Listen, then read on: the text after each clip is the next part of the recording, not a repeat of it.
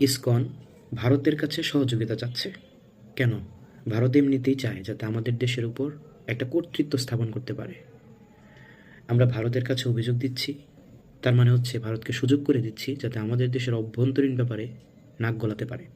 আমি মনে করি আমাদের দেশের সমস্যা সকল ধর্মের মানুষ একসাথে বসে এটার সমাধান আমরাই করতে পারি। পার্শ্ববর্তী দেশের এখানে কথা বলার কোনো প্রয়োজন নাই। আমাদের প্রত্যেককে সহনশীল হতে হবে এবং মিলেমিশে সকল সমস্যার সমাধান করতে হবে। আবার এই দেশে ইসকনের মতো একটা উগ্রবাদী দল যা তা কাজ করতে পারবে না। ভারতে কিন্তু প্রতিদিন মুসলিম নির্যাতন হয়। কিছুদিন আগেও যোগী আদিত্যনাথ ভারতের অনেকগুলো জায়গায় বিভিন্ন মসজিদ, বিভিন্ন মুসলিমদের যে বাড়িঘর, সেগুলো বুলডোজার দিয়ে গুড়িয়ে দিছে। আমাদের দেশ তো কখনো দেখলাম না যে এই ব্যাপারগুলো নিয়ে কথা বলতে। আমাদের দেশ তো একটা মুসলিম দেশ, তাই না? তাহলে